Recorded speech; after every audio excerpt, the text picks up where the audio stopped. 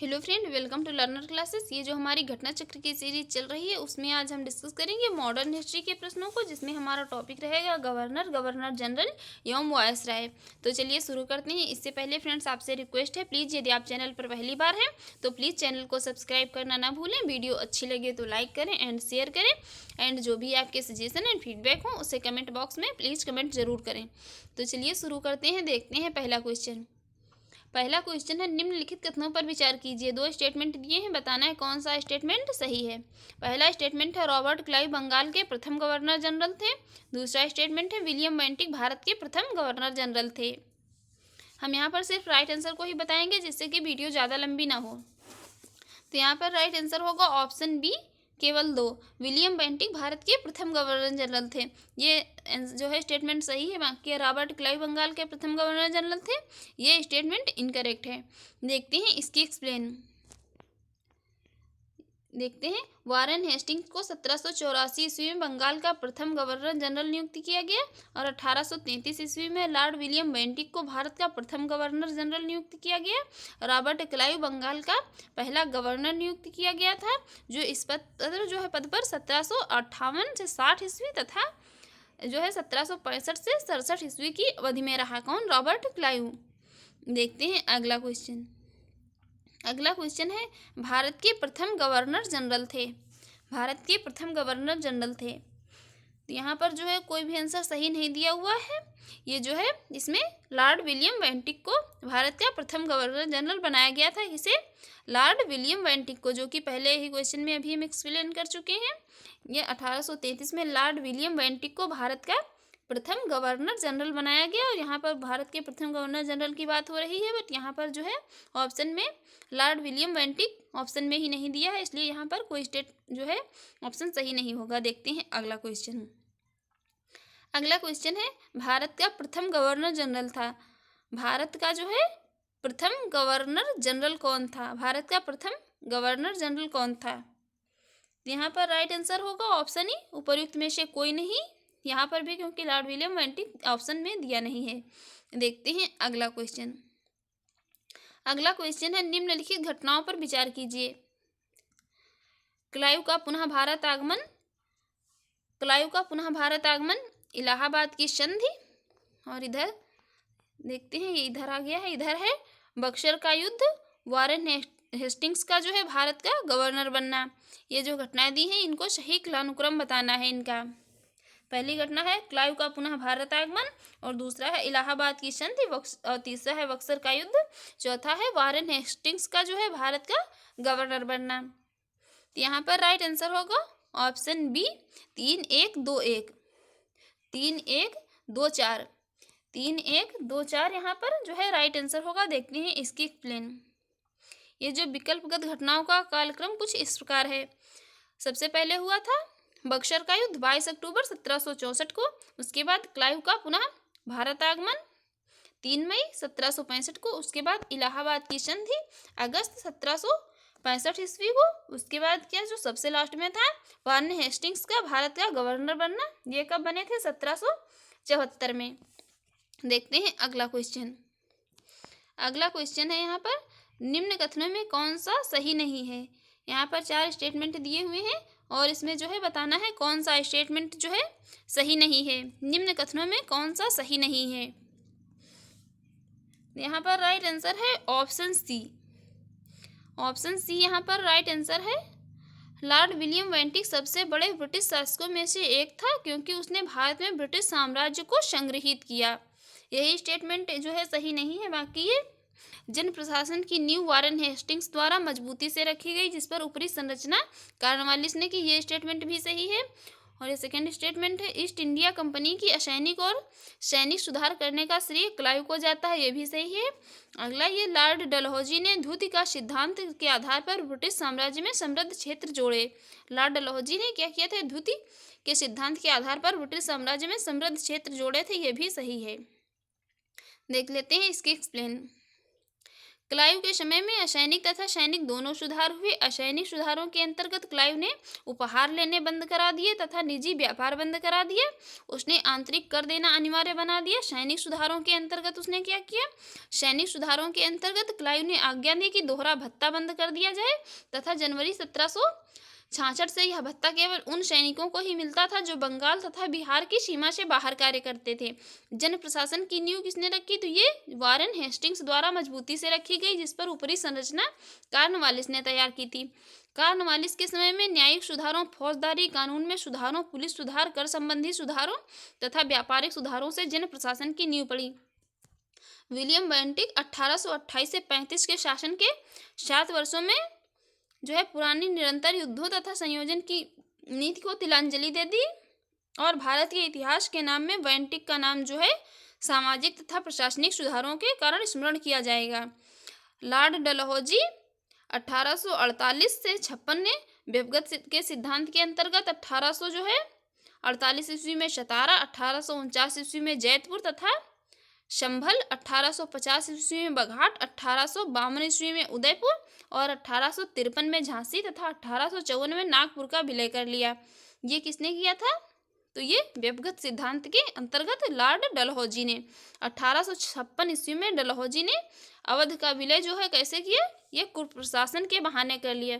1856 में डलहौजी ने जो है अवध का विलय कुप्रशासन के बहाने कर लिया। कुप्रशासन का आरोप लगाकर अवध पर उस डलहौजी ने 1856 में अवध को अपने कब्जे में कर लिया। ये जो है सभी विलय बहुत इंपॉर्टेंट है, ये डेट वाइज मैचिंग में पूछ लिए जाते हैं, तो इसे आप लोग ध्यान से पढ़ लीजिए, इसे याद रखिए। देखते हैं अगला क्वेश्चन क्या है। अगला क्वेश्चन है यहाँ पर, भारत में ब्रिटिश साम्राज्य का संस्थापक कौन था? भारत में ब्रिटिश साम्राज्य का संस्थापक, तो इसको हम अभी डिस्कस कर चुके हैं। Right answer option C, Lord Clive. भारत में ब्रिटिश साम्राज्य का संस्थापक था लॉर्ड क्लाइव। देखते हैं इसकी एक्सप्लेन। भारत में ब्रिटिश साम्राज्य का संस्थापक लॉर्ड क्लाइव को माना जाता है। 23 जून 1757 को हुई प्लासी की लड़ाई में विजेता अंग्रेजी सेना का नेतृत्व करता था लॉर्ड क्लाइव।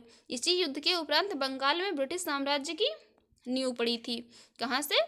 जो है ये 23 जून 1757 को जो प्लासी का युद्ध हुआ था, इसी से जो है अंग्रेजों की नींव पड़ी थी ब्रिटिश साम्राज्य की भारत में। देखते हैं अगला क्वेश्चन। अगला क्वेश्चन है, कलकत्ता में एशियाटिक सोसाइटी की स्थापना के समय बंगाल का गवर्नर जनरल कौन था? एशियाटिक सोसाइटी की स्थापना हुई उस समय जो है बंगाल का गवर्नर जनरल कौन था? Right answer option B, Lord Warren Hastings. Lord Warren Hastings. देखते हैं इसकी एक्सप्लेन। 15 जनवरी 1784 को एशियाटिक सोसाइटी की स्थापना के समय बंगाल के गवर्नर जनरल थे लॉर्ड वारेन हेस्टिंग्स। 1774 से 1785 ईस्वी तक रहा था इनका शासनकाल। और ये जो है एशियाटिक सोसाइटी की स्थापना कब हुई? तो ये हुई थी 1784 ईस्वी में 15 जनवरी को लॉर्ड वारेन हेस्टिंग्स के शासनकाल में। देखते हैं अगला क्वेश्चन। अगला क्वेश्चन है, सुरक्षा प्रकोष्ठ की नीति संबंधित है। सुरक्षा प्रकोष्ठ की नीति संबंधित है। Right answer option A, Warren Hastings से। सुरक्षा प्रकोष्ठ की नीति का संबंध है वारेन हेस्टिंग्स से। देखते हैं इसकी एक्सप्लेन। सुरक्षा प्रकोष्ठ या घेरे की नीति से वारेन हेस्टिंग्स तथा वेलेजली संबंधित थे। इससे दो लोग संबंधित थे, वारेन हेस्टिंग्स और वेलेजली। वारेन हेस्टिंग्स ने मैसूर और मराठों के साथ युद्ध, अन्य भारतीय रियासतों के साथ बराबरी की पदवी प्राप्त करने की भावना से किया। इस समय कंपनी ने अपने राज्य के चारों ओर मध्य राज्य बनाने का प्रयत्न किया। उद्देश्य केवल अपने जो है इनका उद्देश्य क्या था? अपने राज्य की रक्षा करना, अथवा हम यह भी कह सकते हैं कि अपने पड़ोसी राज्यों की सीमाओं की रक्षा करो ताकि अपनी सीमाएं सुरक्षित रहें। इन्होंने कहा था कि अपने पड़ोसी राज्य की रक्षा करो जिससे कि अपने राज्य की सीमाएं सुरक्षित रहें। उस समय जो है भय मुक्तता अफगानों और मराठों से था। उस समय इन्हें डर किससे था? तो अफगानों और मराठों से था। इसलिए कंपनी की ने अवध की रक्षा व्यवस्था के कार्य को इस शर्त पर संभाला कि अवध का जो नवाब था, अवध का नवाब उस व्यय का बोझ उठाए, और इस प्रकार अवध की रक्षा ही बंगाल की रक्षा थी। वेलेजली के आने से कंपनी के भारतीय रियासतों के साथ संबंधों में परिवर्तन आया। बेलेजली का उद्देश्य भारतीय रियासतों को अपनी रक्षार्थ कंपनी पर निर्भर करने पर बाध्य करना था। उसे क्या था? बेलेजली का उद्देश्य था कि भारतीय रियासतों को अपनी रक्षार्थ कंपनी पर निर्भर करने पर बाध्य करना। उसने भारतीय रियासतों को अंग्रेजी राजनीतिक शक्ति की ओर सैनिक रक्षा के घेरे में लाने का प्रयत्न किया। किसने किया था? ये बेलेजली ने जो है उन्हें भारतीय रियासतें उनको अंग्रेजी राजनीतिक शक्ति की ओर सैनिक रक्षा के घेरे में लाने का प्रयत्न किया। देखते हैं अगला क्वेश्चन है यहाँ पर। अगला क्वेश्चन है, रिंग फेंस नीति का संबंध इनमें से किससे है? रिंग फेंस की नीति का संबंध इनमें से किससे है? तो राइट आंसर है यहाँ पर option C, Warren Hastings. Ring fence की नीति का संबंध है वारेन हेस्टिंग्स से। देखते हैं यहाँ पर इसकी एक्सप्लेन नहीं दी हुई है। देखते हैं अगला क्वेश्चन है, निम्नलिखित में किसने बंगाल में द्वैध शासन प्रणाली को समाप्त किया?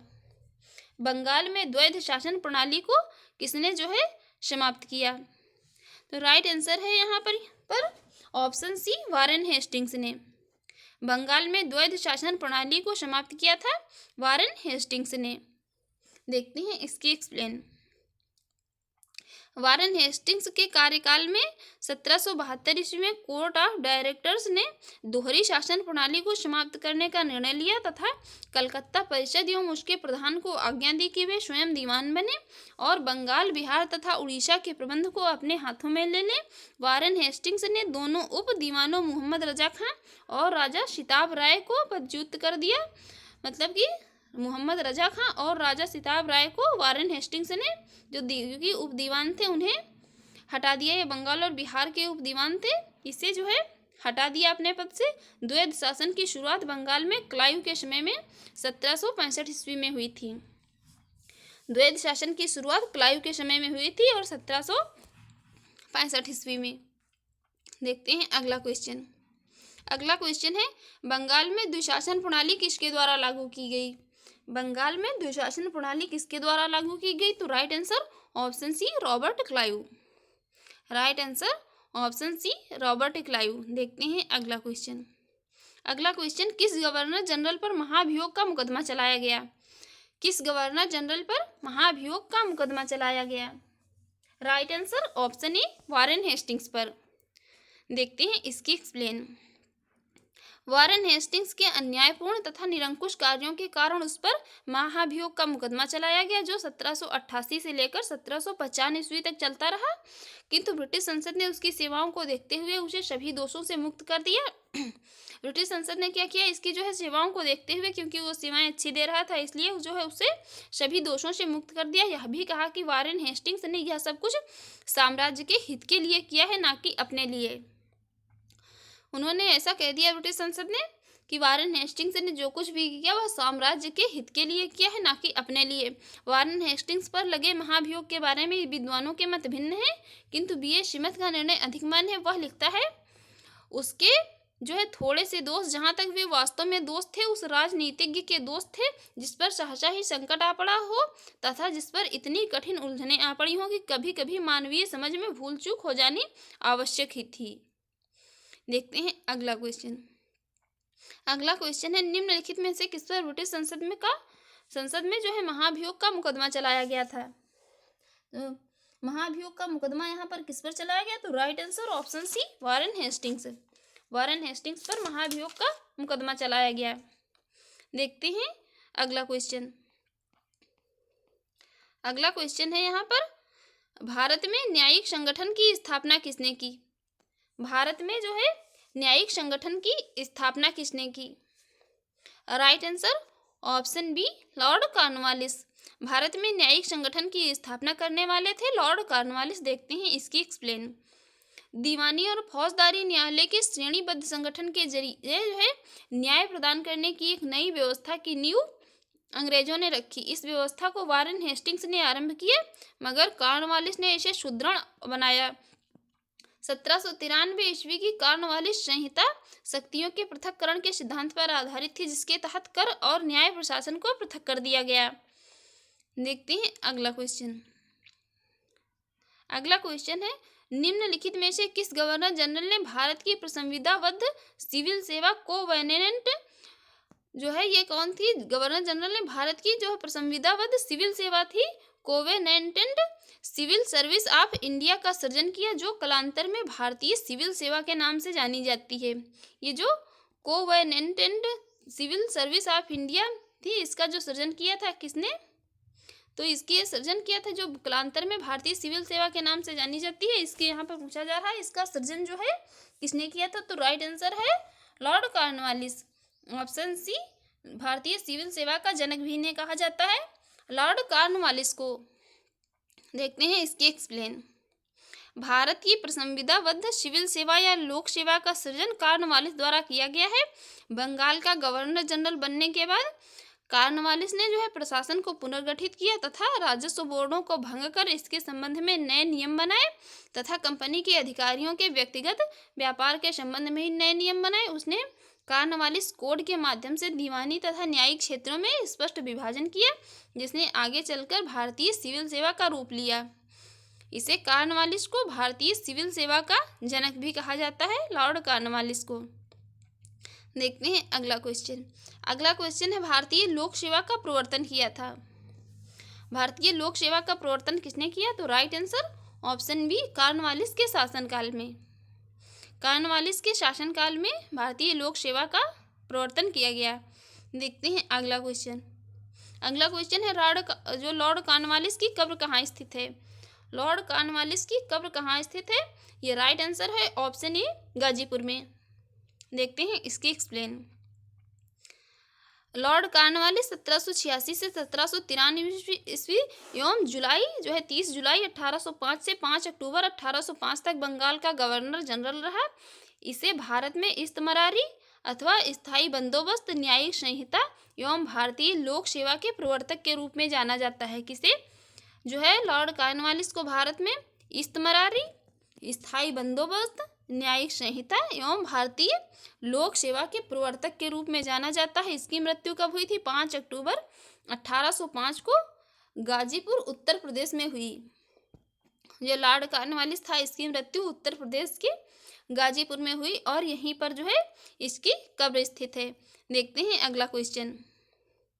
अगला क्वेश्चन है यहाँ पर लॉर्ड वेलेजली द्वारा लागू की गई सहायक संधि व्यवस्था के बारे में निम्नलिखित में से कौन सा कथन लागू नहीं होता है? यहाँ पर जो सहायक संधि थी लॉर्ड वेलेजली की, इसके बारे में कौन सा कथन जो है लागू नहीं होता है बताना है। यहाँ पर राइट आंसर है ऑप्शन सी, कंपनी के लिए एक नियत आय का प्रबंध करना।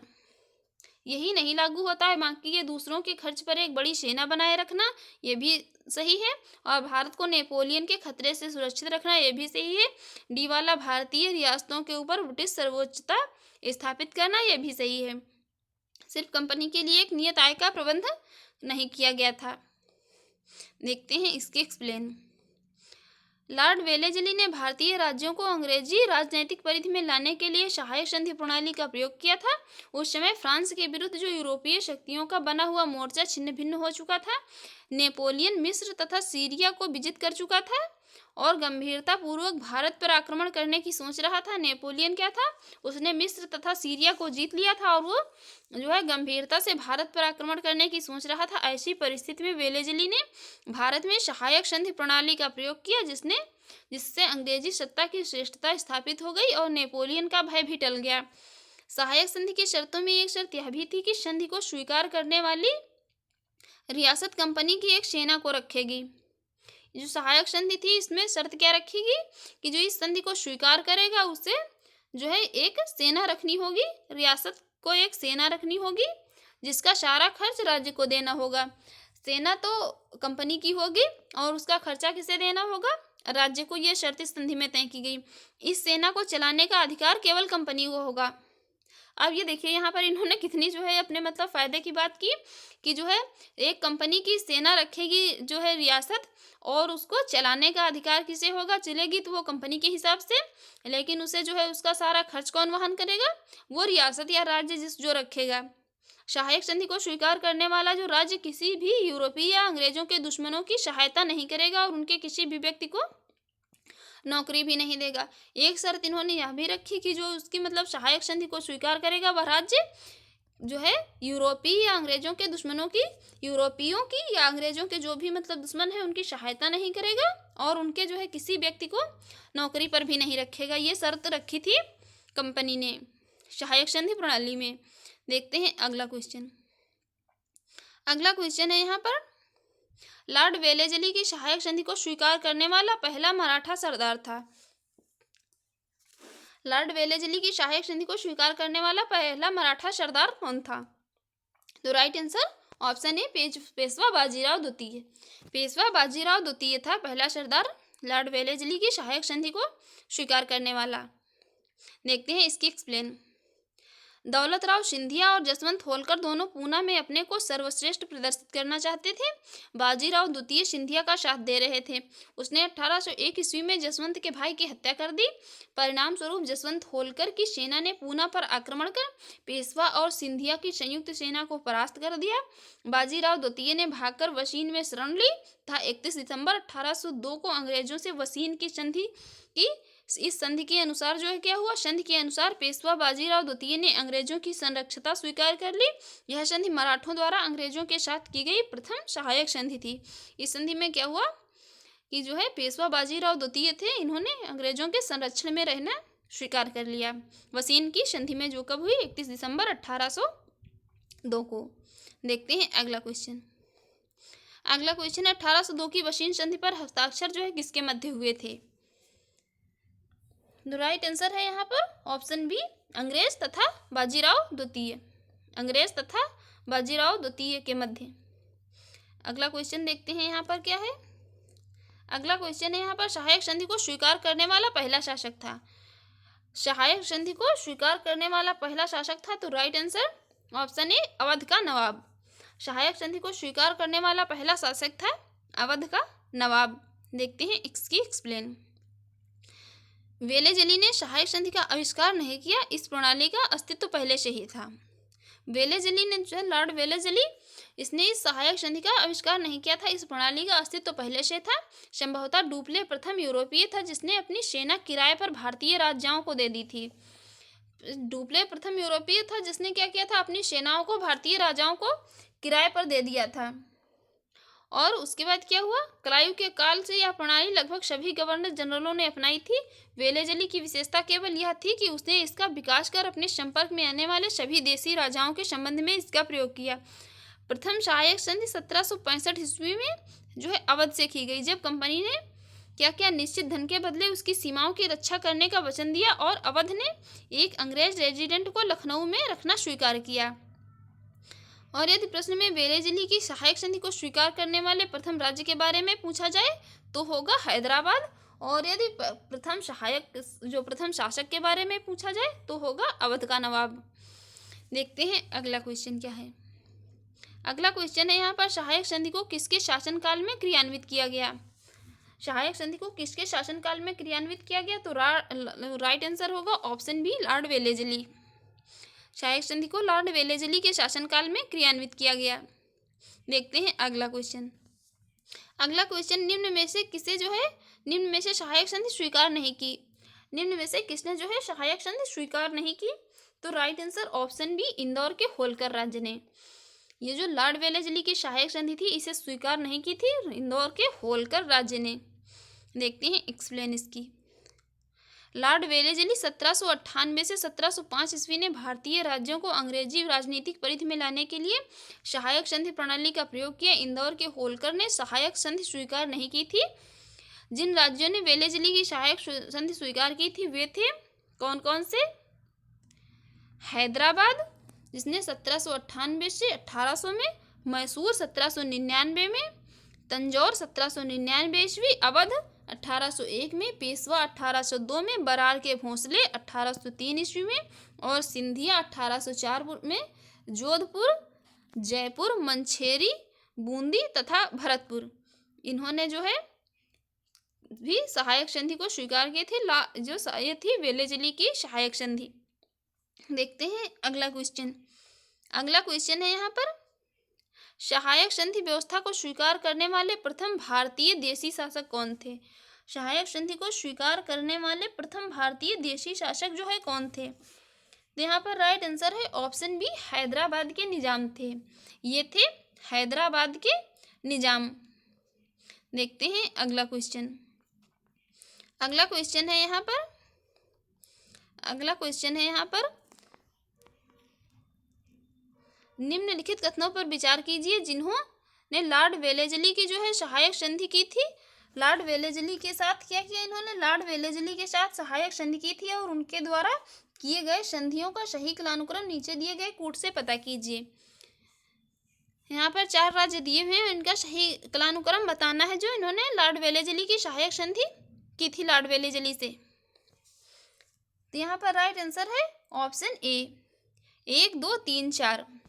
1 2 3 4 इनका सही कालानुक्रम यही है। सबसे पहला हैदराबाद, मैसूर, अवध और सिंधिया।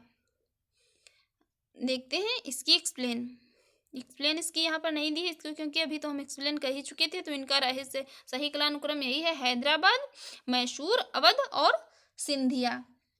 देखते हैं अगला क्वेश्चन है यहाँ पर, भारतीय राज्यों पर अंग्रेजी प्रभुत्व स्थापित करने के लिए किसने प्रशासन में सहायक संधि प्रणाली का सूत्रपात किया?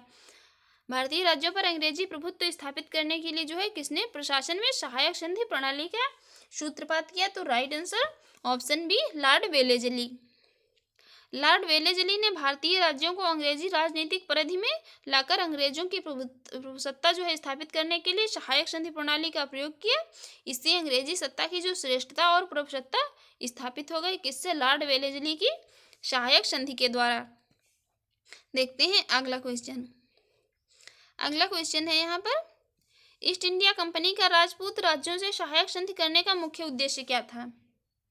ये जो इनकी सहायक संधि थी ईस्ट इंडिया कंपनी की राजपूतों के साथ करने का, इसका मुख्य उद्देश्य क्या था? तो राइट आंसर है यहाँ पर ऑप्शन डी, अंग्रेजों की प्रभुसत्ता स्थापित करना। इसको हमने अभी एक्सप्लेन किया कि जो है अंग्रेजों की प्रभुसत्ता स्थापित करना इनका मुख्य उद्देश्य था। देखते हैं अगला क्वेश्चन क्या है। अगला क्वेश्चन है यहाँ पर, निम्नलिखित कथनों में जो है युग्म में से कौन सा सही सुमेलित नहीं है? एक तरफ दिए हुए हैं और एक तरफ उनकी डेट दी हुई है, बताना है कौन सा जो है सही सुमेलित नहीं है। तो यहाँ पर राइट आंसर है ऑप्शन बी, सहायक संधि। सहायक संधि 1863 में नहीं हुई थी। बाकी बक्सर का युद्ध ये 1764 में हुआ था और ये भारत में ईस्ट इंडिया कंपनी का एकाधिकार 1833 में ब्रिटिश नागरिकों एवं कंपनियों के लिए भारत में व्यापार का मार्ग खोला जाना, कब? ये 1813 में। देखते हैं इसकी एक्सप्लेन। भारत में अंग्रेजी सत्ता की श्रेष्ठता जो है स्थापित करने तथा फ्रांसीसियों के भय को समाप्त करने के उद्देश्य से वेलेस्ली ने सहायक संधि को जो है सहायक संधि प्रणाली कब लागू की? तो ये लागू की थी इन्होंने 1798 ईस्वी में। और यहाँ जो है कब दे रहा था, यहाँ देख रखा था, कहाँ चला गया? ये जो है 1798 ईस्वी में इन्होंने लागू की थी सहायक संधि प्रणाली को। और यहाँ क्या दिया हुआ था? यहाँ दिया हुआ था 1863। यहाँ ये लागू की थी 1798 ईस्वी में। सहायक संधि स्वीकार करने वाले राज्यों में हैदराबाद 1798 प्रथम था। बक्सर का युद्ध कब हुआ था? 1764 ईस्वी में। ईस्ट इंडिया कंपनी का एकाधिकार 1833 और 1833 के अधिनियम से पूर्णतः समाप्त घोषित कर दिया गया था तथा ब्रिटिश नागरिकों तथा कंपनियों के लिए भारत में व्यापार का खोला जाना 1813 में। इसलिए यहाँ पर राइट आंसर जो है ऑप्शन बी, सुमेलित नहीं है। देखते हैं अगला क्वेश्चन है, उस समय जब नेपोलियन की शक्ति के सामने यूरोप में साम्राज्य धराशायी हो रहे थे, नीचे लिखे गवर्नर जनरलों में से जो है किस एक ने भारत में ब्रिटिश पताका लहराए रखी? नेपोलियन ने जब आक्रमण किया तो इस सारे जो है यूरोप में साम्राज्य धराशायी हो रहे थे, इसमें से एक कौन गवर्नर जनरल था जिसने भारत में जो है ब्रिटिश पताका लहराए रखी?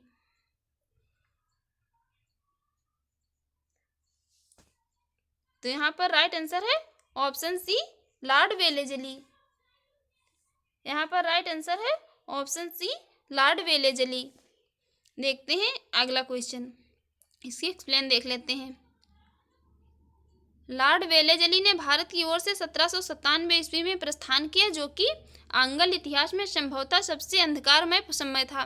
फ्रांस के विरुद्ध जो है यूरोपीय शक्तियों का बना हुआ मोर्चा छिन्न भिन्न हो चुका था। नेपोलियन मिस्र तथा सीरिया को विजित कर चुका था। नेपोलियन जो था मिस्र तथा सीरिया को जीत चुका था तथा गंभीरतापूर्वक भारत पर आक्रमण करने की सोच रहा था। ऐसी परिस्थिति में वेलेज़ली ने भारत में सहायक संधि प्रणाली का प्रयोग किया, जिससे अंग्रेजी सत्ता की श्रेष्ठता स्थापित हो गई तथा नेपोलियन का भय भी टल गया। देखते हैं अगला क्वेश्चन। अगला क्वेश्चन है आंग्ल नेपाल युद्ध जिसके शासनकाल में हुआ था वह है।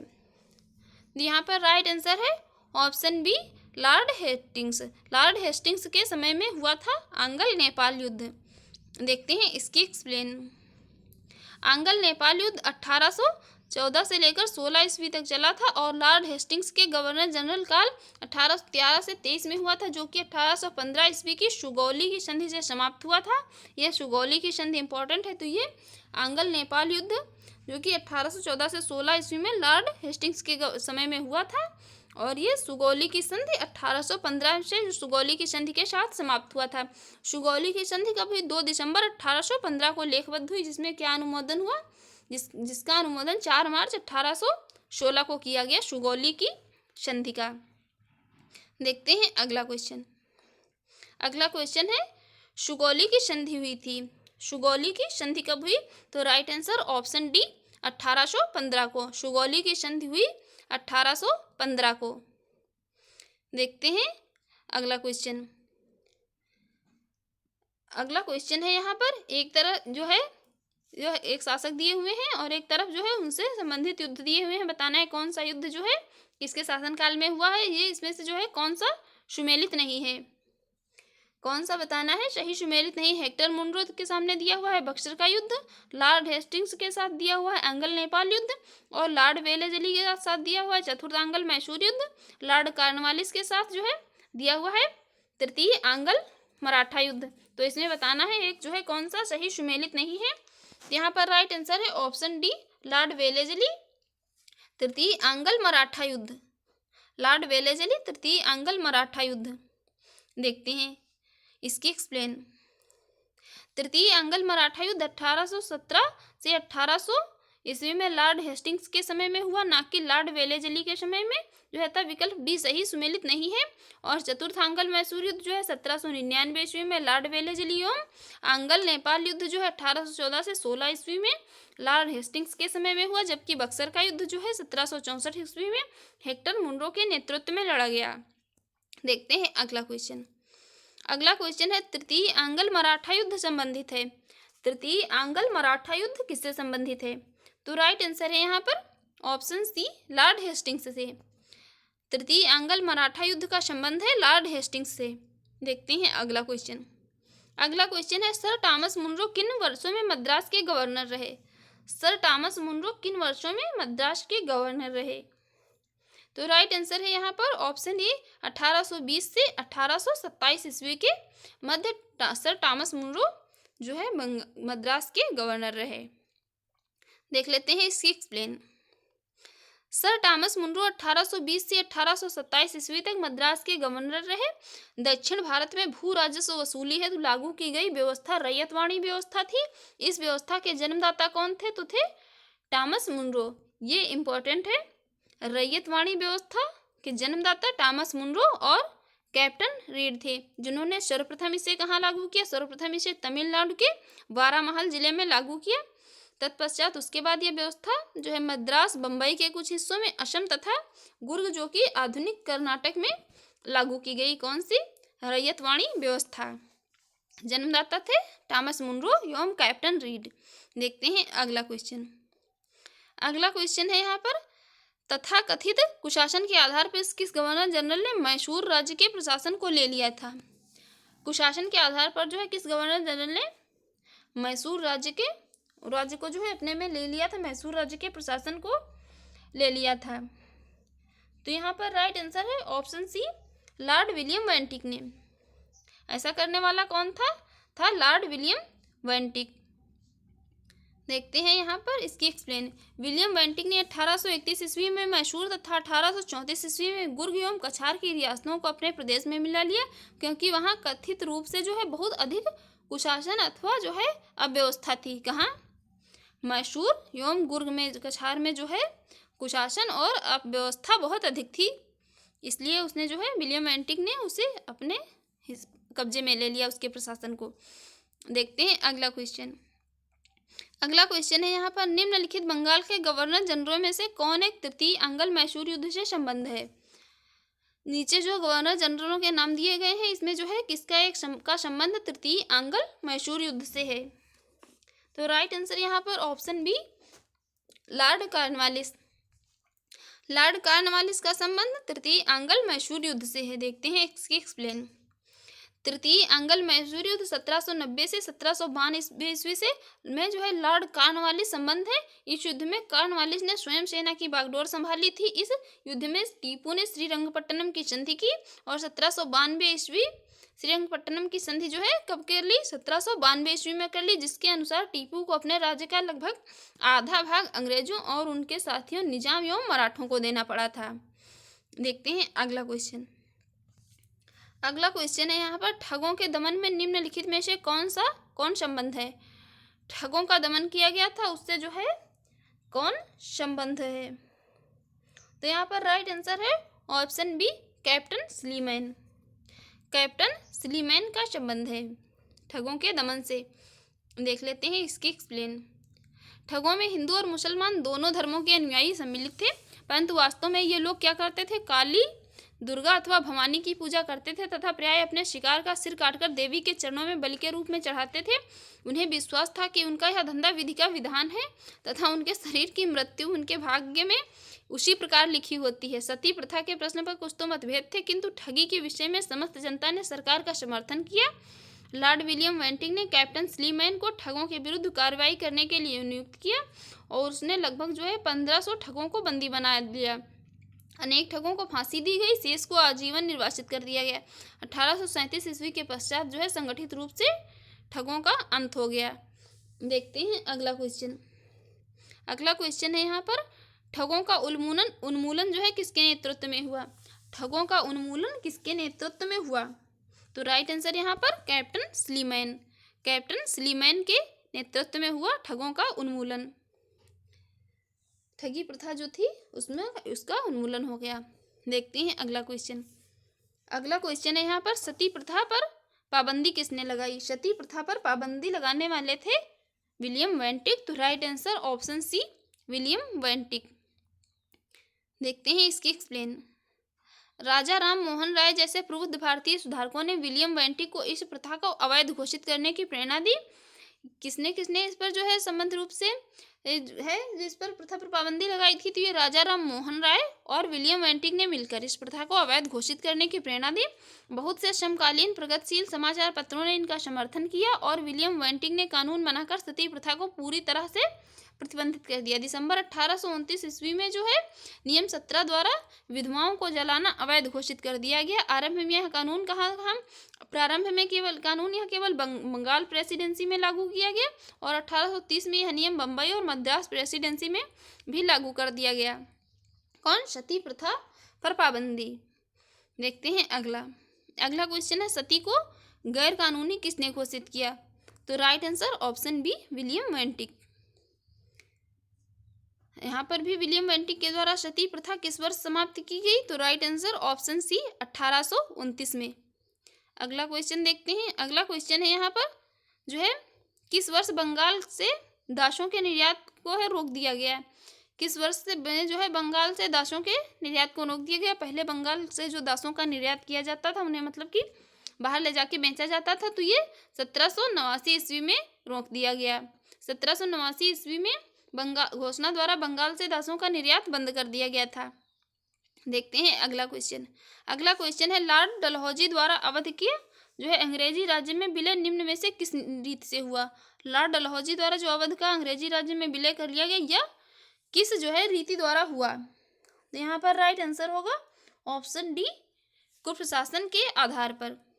कुप्रशासन के आधार पर जो है इसे अपने उसमें मिला लिया गया। देख लेते हैं इसकी एक्सप्लेन। लॉर्ड डलहौजी 1848 से 1856 ने जो है अवध के नवाब वाजिद अली शाह पर कुप्रशासन का आरोप लगाकर 13 फरवरी 1856 को अवध को जो है अंग्रेजी राज्य में विलय कर लिया। अवध के अतिरिक्त इसने किसका जो है व्यक्तिगत सिद्धांत के अनुसार अपने राज्य में विलय किया? तो ये सतारा इसका कब किया? सतारा का 1848 में, जैतपुर एवं संभलपुर 1849 में, बघात का 1850 में, उदयपुर का 1852 में, झांसी का 1853 में, नागपुर 1854 में तथा करौली का कब किया? 1855 में। व्यपगत सिद्धांत के अनुसार किसने? डलहौजी ने। व्यपगत सिद्धांत किसका था? तो ये था डलहौजी का। ये इम्पोर्टेंट है यहाँ पर ये डेट और इनका विलय याद रखिए, ये जो है मैचिंग में कई बार पूछा जाता है। देखते हैं अगला क्वेश्चन। अगला क्वेश्चन यहाँ पर बघात रियासत का ब्रिटिश में कब विलय हुआ? तो ये अभी हमने डिस्कस किया 1850 में। Right answer option B 1850। देखते हैं अगला ब्रिटिश साम्राज्य में अवध का विलय। ब्रिटिश साम्राज्य में अवध का विलय, तो ये अवध को भी हमने जो है इसमें नहीं दिया हुआ है। ब्रिटिश साम्राज्य में अवध का विलय जो है कब हुआ? यहाँ पर ब्रिटिश साम्राज्य में जो है अवध का विलय हुआ था, तो ये हुआ था 1856 में। ब्रिटिश साम्राज्य में अवध का विलय हुआ 1856 में। राइट आंसर ऑप्शन जो है D. Right answer option D 1856।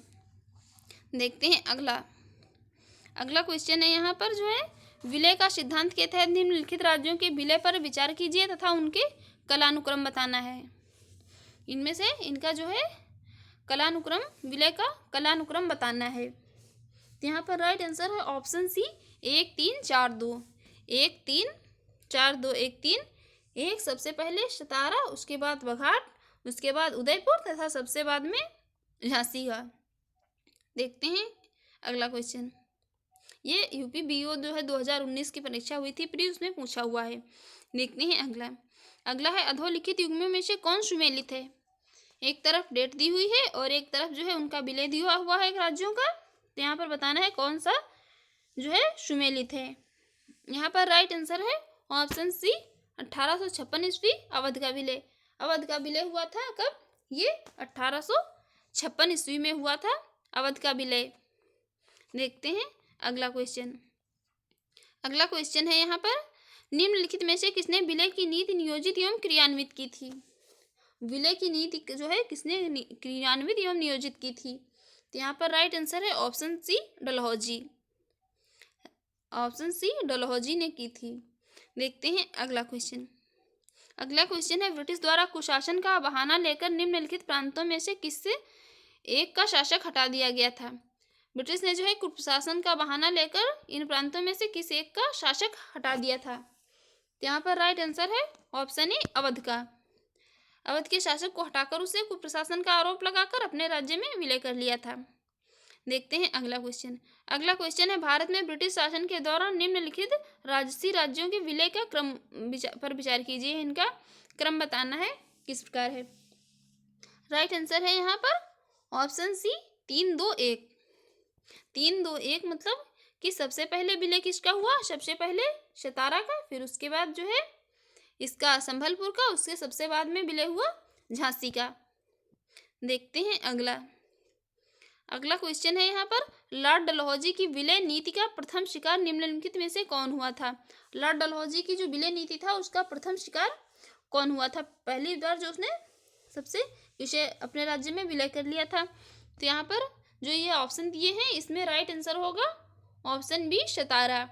और सबसे पहले अवध को किया था, उसके बाद जो है उसने सतारा को किया था।